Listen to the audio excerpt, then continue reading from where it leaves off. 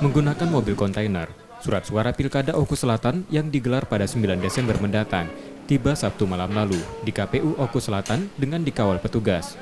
Surat suara tersebut diserahkan setelah sebelumnya dicetak di Surabaya, Jawa Timur. Logistik ini kemudian disimpan di gudang utama KPU Oku Selatan. Petugas KPU Oku Selatan sebelum menyimpan surat suara telah melakukan pemeriksaan jumlah surat suara, disaksikan Bawaslu, TNI, dan polisi.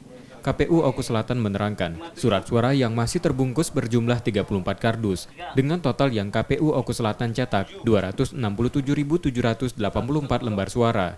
Jumlah tersebut sesuai daftar pemilih tetap atau DPT ditambah 2,5% cadangan, sesuai ketentuan dan aturan KPU.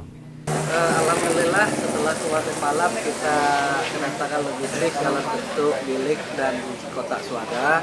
Malam ini telah kita terima di gudang KPU Kabupaten Donggala Provinsi Selatan surat suara untuk pemilihan Bupati dan Wakil Bupati Kabupaten Donggala Provinsi Selatan tahun 2020. Ini baru saja kita terima dengan jumlah 267.784.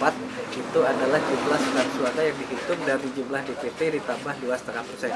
Ditambah ini ada 2.000 surat suara untuk pemungutan suara ulang, bukan surat suara cadangan, tapi 2.000 ini untuk kalau misalnya terjadi sesuatu yang tidak dikehendaki hingga diharuskan untuk pemungutan suara ulang, kita sudah siapkan 2.000 untuk pemungutan suara ulang. Surat suara disimpan di gudang KPU setempat, kemudian dijaga ketat petugas. 3 item logistik yang sudah tersimpan di gudang tersebut diantaranya surat suara, APD, kotak, dan bilik suara. Setiabudi, Kompas TV, Ogan Komering Ulu Selatan, Sumatera Selatan.